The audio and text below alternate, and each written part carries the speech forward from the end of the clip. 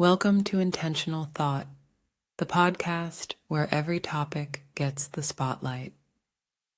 From breaking news and pop culture to the mysteries of aliens and UFOs, relationships, Black empowerment, and everything else under the sun, we're diving deep and keeping it real. This is where intentionality meets curiosity, and no thought is too big or too bold. So sit back, tap in, and let's explore the world, one intentional thought at a time.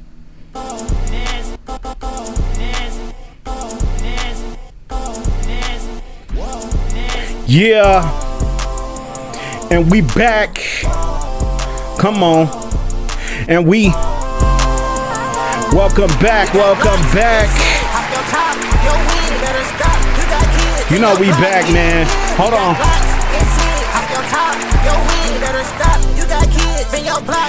Yeah. You know we gotta get. Let's catch the vibe first, man. We got Glocks and shit. Hop your top, your weed better stop. You got kids, been your block. Yeah. Talking shit on the net, come outside. If I caught 16, he gon' slide. If I caught a grill, he gon' slide. Welcome back to Intentional Thought Podcast. I'm your host, Awful Truth. So today, man, we getting into some. We're gonna get into the new news, man. I'm gonna try to catch y'all up. You know, I took a little week off, so let me catch y'all up what's going on in the news, man, with UFOs, with everything, man. There's so much shit going on. Yeah.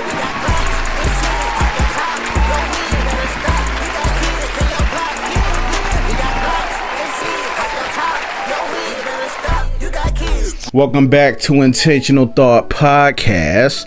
I am your host, Awful Truth, and today we gonna get into what Trump said about the drones. You remember the first episode, man, or second episode, I talked about the drones, and Trump said in his that before he got in that he was gonna tell us what was gonna happen with the drones. So I'm gonna tell y'all what's up with that.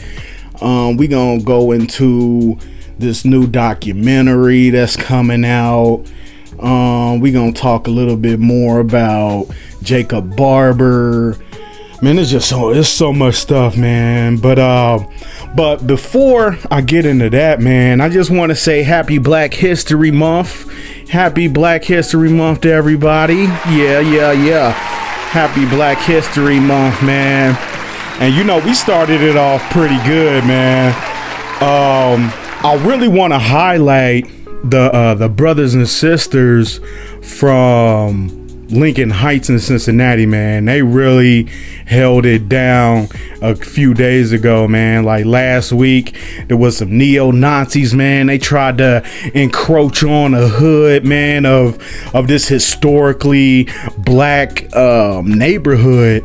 And a little backstory on Lincoln Heights, man. It's the first self-governing African-American community, basically the north of the Mason-Dixon line. They incorporated in 1946. The neighborhood was originally established in the 1920s and the 1930s as Black families moved to the area of the industrial jobs in Cincinnati. But however, due to discriminatory practices, they were often restricted from living in other parts of the city. So that's why they created their own community, which is Lincoln Heights, man. And the fact that these neo-Nazis even thought to go to this place and try to do they protest, man, they obviously didn't do enough research. Because these brothers and sisters, man, they went out there and they moved them niggas off the block, man, so basically, man, I actually work over there. like around in that area. And one of my dudes, he was telling me like, hey man, if you go over there by the job, man, there's some neo-Nazis over there, man. They holding up signs and swastikas and all that type of stuff. And I'm like, what? So before I could even get to like, man, so what people over there doing, man, like 15 minutes later, man, they already moved them dudes off the block, man. So I gotta give them another round of applause for that one, man. That's real deal Black history stuff right there, man. Like, I'm really happy that they did that, man. I actually, the last few days, I've been seeing them on like every corner where the kids are getting off the bus, man. They all strapped up, man. They ain't playing with nobody over there no more, man. They really taking control of that community, and I love it, man. I love to see that, especially during Black History Month with all this stuff going on, man. Like, it's a beautiful thing seeing that type of stuff, bruh. For sure, it's a beautiful thing seeing that type of stuff. All right, so let's get into the first thing, which is those New Jersey drones, man. So Trump, he finally gave us an answer on what those pesky little drones are. After research and study, the drones that were flying over New Jersey in large numbers were authorized to be flown by the FAA for research and various other reasons. Many of these drones were also hobbyists, recreational, and private individuals that enjoy flying drones. In time, it got worse due to curiosity. This was not the enemy. A statement from the President of the United States to start this briefing with some news. Okay, so obviously the government, man, they still not telling us like what's really going on, man. They is not being honest. Man, seeing how the explanation that they made, they basically said that the FAA gave permission and knew about what was going on. They was doing research. But if that's the case, why did they put up no-fly zones for drones, but also didn't tell the other agencies that they was even doing that? Man, it was basically left in the dark. Like, why didn't they inform Right Pat? Because Right Pat had to shut down. And also, why didn't they inform the UK? Why are they still around all over the place? Like, these are questions that I haven't seen too many people ask of the administration. They basically said, yeah, the FAA, they did that, and basically that was it, man.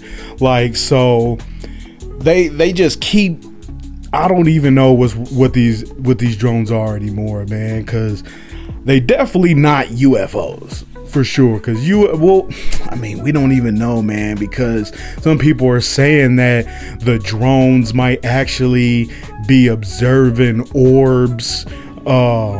So that's kind of like the telltale, because the drones definitely are like government drones, because they have the lights on them and all this stuff. So they still not telling us the truth, man. They not being transparent still. So hopefully we get some type of something that'll come out of what the hell these drones really are here soon. So actually, Jacob Barber, in an interview that he just did with Jesse Michaels, who is, man, he's one of the best like interviewers and researchers on this whole subject. He has really one of the best YouTubes, man. I suggest y'all really go check that out. But in a interview that he did, he made like a fascinating truth about that this whole thing that people fail to realize is that maybe all of this whole thing isn't as organized as we really give credit.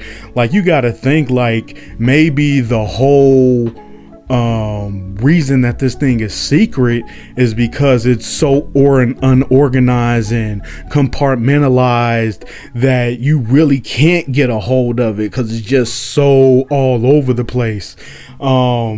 So I'm thinking that the majority of what's really going on from the government to this whole UAP topic is that everything really is just held together with a piece of bubble gum and shoestring. Like this shit is not organized, and that's why it's so complicated, because don't nobody know what the fuck going on, man. And the fact that they still trying to bury this whole drone thing. Today, a representative named Steve Cohen said that it was a viral internet hoax. I want to debunk another recent aviation-related conspiracy theory, the so-called New Jersey drone crisis. Late last year, social media was flooded with claims of mass drone swarms shutting down airports and threatening public safety. I thought Orson Welles had come back. In fact, a full review by the FAA, FBI, and the DHS found no credible security threats. Many of these sightings were misidentified commercial drones, law enforcement operations, and even fixed-wing aircraft mistaken for drones. We must separate fact from fiction so that we can focus on real threats, not viral internet hoaxes, and not run to the cameras to make a statement and demand that Washington do something about it when there was nothing to be done about it. So the FAA is saying it was the government running test, and now they saying it's a hoax. I don't know what type of hoax, man, shuts down a whole Air Force base all over the country. But I feel like those people should have some kind of accountability, man. Like, how is no one telling the truth about what the hell this thing is? And you got different government agencies actually looking into it, and they're not being told, and then Congress isn't being told, and then you got people in Congress and representatives trying to still keep this thing under wraps, man. It really makes no sense to me, man. And then Trump, even though he's talking about being transparent, the first thing he did on his first press conference is basically come out and say, "Oh, there's nothing to see here. No, don't even look over there. It was the FAA. They was doing research. Don't even worry about it no more." Okay, so now let's get into this new documentary called Age of Disclosure. So there's a new documentary coming out about UFOs, and it looks like it's a movie that everyone has been waiting on, just from how everyone has basically been talking about it and how many like key people are just in the trailer. Like, I'm guessing in the community, the UFO community, people have been hearing whispers about this movie and this documentary, because for one, it has Jay Stratton in it. And Jay Stratton, man, he was like the commanding officer of the UAP task force, and basically they was like the people that investigated UFOs. It's the same guy that was like the boss of Elizondo and all of this, and he basically the biggest takeaway from this whole trailer is he's saying he's a first-hand witness, and which is basically telling the world for the first time that aliens are real. On behalf of the U.S. government, I worked as a senior intelligence official on the unidentified aerial phenomenon topic. We learned that the U.S. government was involved in a long-running secret war with other nations to collect and reverse engineer vehicles not made by humans. I have seen with my own eyes non-human craft and non-human beings. Man, it's just mind-boggling, especially if you look up this dude Jay Stratton and look up like his all his accommodations and how he's linked to the government, and then he comes on a trailer and says this type of stuff, man. Like, we really are in the age of disclosure for real, man. And there's just Steven Spielberg, he's about to be doing a new movie. I think that comes out next year. Man, it's a lot going on, man. And I really want to keep y'all up on everything that's going on, because this stuff is coming so fast, man. It's hard to keep track, especially with Trump doing all the bullshit he doing, man. It's hard to like try to focus on one thing, because that's basically his whole strategy is hit everybody, man. Hit you with so much stuff, man. You can't even pay attention to everything that's going on. So I think that at least with me, man, I'm gonna at least try to keep y'all abreast of what's going on with the UFO stuff for sure. Okay, so now let's get back into Jacob Barber.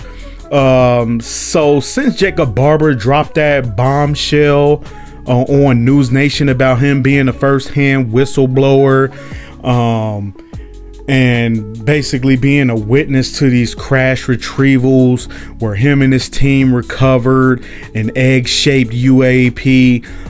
He's gone on another podcast, like I was mentioning earlier, Jesse Michaels, to explain further and to basically announce that him and his team of former special operations and psychonics people have joined forces, which is heavily funded by donors and various departments of the government, and they started this initiative to actually prove it with high-end tech, with high-end cameras and equipment, and try not to only summon one but to bring one down, which I think is crazy, so they can actually show like that this stuff is real.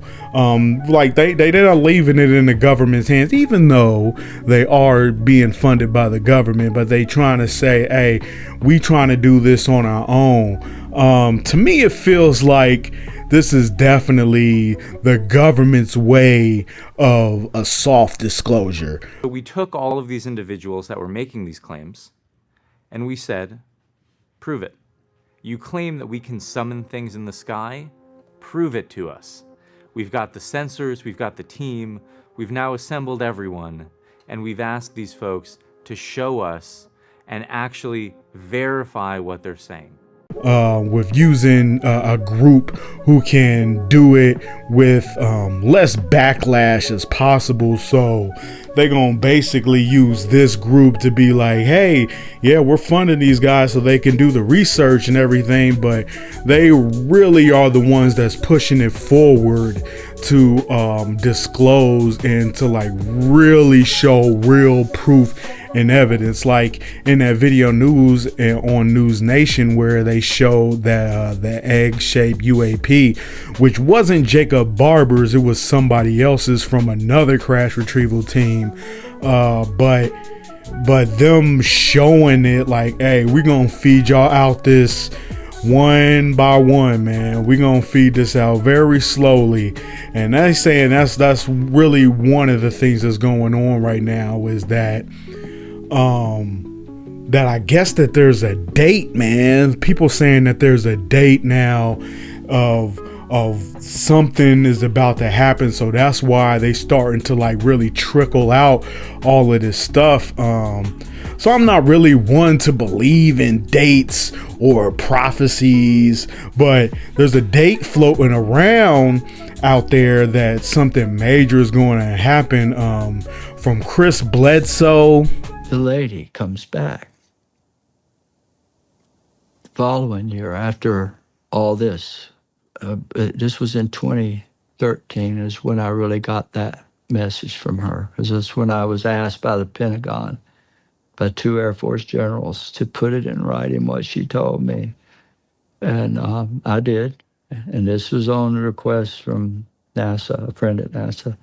So he come and got it and hand-delivered it to these generals. And she told me that, she said that when the star of Regulus, she called it a red star. When you look at it, it looks blue. But she said when Regulus is red on the horizon, in front of the gaze of the Sphinx, before daylight. So in other words, when it's sitting right on top of the horizon, before the sun comes up, that moment would mark a change in humanity's knowledge.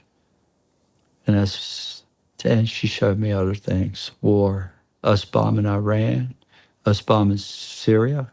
And in them days, none of that had happened. So I put all that on this piece of paper.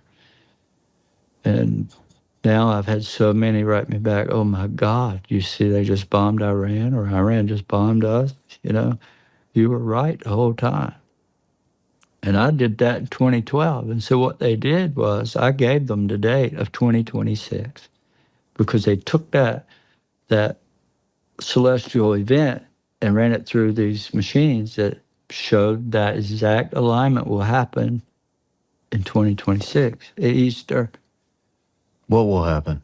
The alignment she told me about, that the star of Regulus would be on the horizon in front of the Sphinx.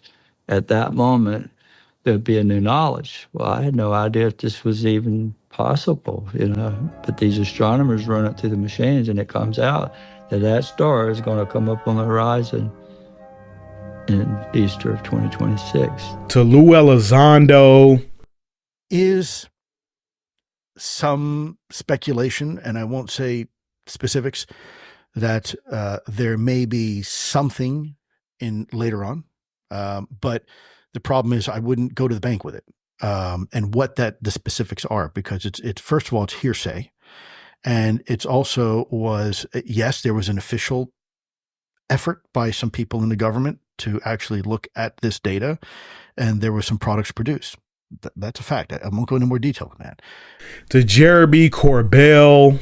So UFOs are real, and they've been here a long time, and that's the truth. But the lie is coming. All indications, like all of them, is that lie is going to be that there is a craft slowly making its way to us here on Earth. And that is the lie they're going to want you to believe. It's nuanced, how they explain that, the nature of that threat. But that 100% is the lie you are going to be told. You even got a date. People have been whispering a date for a long time now. I know where that lie comes from. I know specifically what document from the 70s initiated the idea of that lie. A classified document. That is the lie you will be told. You're going to be told that there is a craft on its way to Earth. That's the lie. Maybe I'm wrong. I hope I'm wrong. I sent you 2 texts today with a year. Not from me. Nope. I'm not going to propagate that lie. And not saying that anything will happen that day or on that date, but I'm just saying, man, hey, it's better to be prepared, man, than not be prepared, which I think most people should really be doing anyway. Just having like essentials on deck in case of emergency. If you want, man, I'll drop like a prep pod where we can basically go into like, this is what you should have in a go bag. And I think it would be dope just to show like cheap and easy stuff that you can start getting from like Amazon. You can literally get like 1 or 2 things like every paycheck. And before you know it, man, you be ready for a snowstorm, or you be ready for the apocalypse, man, or a zombie apocalypse, man. So that's something that we should really start doing. Like I know for me and my family, man, we got a good little prep, man. We definitely need more, but we got a good little prep. If anything happens, man, hey, don't come to my door, man, because this is gonna be a barrage of bullets hitting you, man, for sure. Don't even step on my porch at all, because I'm trying to tell y'all now, man, y'all need to get your own shit. Get your own shit, for sure. Okay, so lastly, I want to get into this new transparency task force that is headed up by Representative Paulina Luna. So not too long ago, she held a press conference about this new task force that she's starting that's supposed to be all about transparency. But to me, man, it sounds like it's a disclosure task force. For too long, the American spirit has been dimmed by a veil of secrecy, by a government that has grown too comfortable in the shadows, denying us the transparency we deserve. But today, we stand at the dawn of a new era where the light of truth begins to shine through. A few weeks ago, President Donald Trump made a historic announcement. With the stroke of a pen, he committed to declassifying the files concerning the assassinations of President John F. Kennedy, Robert F. Kennedy, and Dr. Martin Luther King Jr., a decision not just monumental, but pivotal. It is with profound honor that I have been entrusted by Speaker Mike Johnson and Chairman James Comer to lead the House Oversight Task Force on Declassification of Federal Secrets. Together with the help of the White House, our intelligence allies, the Department of Defense, the Department of Justice, we will be conducting investigations into the following: the assassinations of JFK, RFK, and Dr. Martin Luther King, unidentified aerial phenomena, also known as UAPs, unidentified submerged objects, also known as USOs, the Epstein client list, the origins of COVID-19, and the 9/11 files. This task force will be a beacon of bipartisanship. On the Republican side, Representatives Burchett, Boebert, Burleson, Crane, Gill, and Mace will be joining me, although I'd like to note that I'm expanding this to the entire governing body and will be allowing certain members to waive on. Our first hearing is set for March. The date will be announced soon, and we've already initiated close to a dozen communications with various agencies, to include Pam Bondi at the Department of Justice and the Secretary of State. She basically is laying all the biggest conspiracies out on a silver platter and being like, hey, we gonna investigate all of it. Y'all got questions, we gonna investigate it, from JFK to MLK to 9/11 to UAPs to Epstein to COVID. They like, hey, we gonna lay the gauntlet out and we gonna really do some investigation. And they saying this in tandem from other departments of the government. But from what I hear is that the task force actually doesn't have subpoena power, but it's actually underneath the umbrella of the oversight committee, and they have subpoena power, which Paulina Luna is actually a part of the oversight committee. So they saying that if any of these government departments, man, they try to stonewall what we trying to investigate, that they'll actually subpoena to get these documents, to actually get some of these people on the stand to do oaths and all type of stuff. So I mean, we gonna see, man, how transparent they really trying to be. But to me, man, it seems like that date might actually make some sense, man. The fact that they doing all this disclosure task force. I mean, they call it the transparency task force, but like I said, I'm gonna call it the disclosure task force, man. So it seems like whatever this date is, man, like they trying to roll out what the hell is going on, man, because they know that the truth, man, the truth cannot be held any longer, man. Like they know that something is coming and they have to let this stuff out. They gotta let the people know, man. So I always say, man, Babylon gonna fall, man. And I truly believe that we in the days of Babylon really falling, which is America. America is the new Babylon.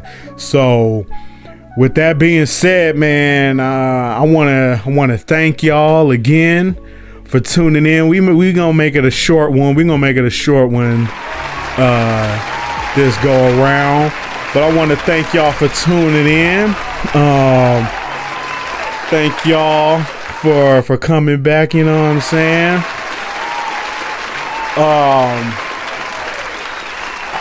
So don't forget to like and subscribe, and to remember to always keep it intentional, one thought at a time, man. And we gonna head it off with my homegirl, man. We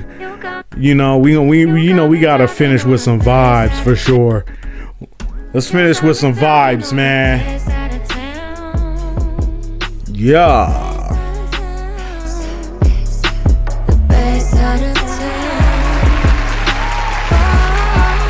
Thank y'all for tuning in, man. Like and subscribe. Intentional Thought Podcast. And we out.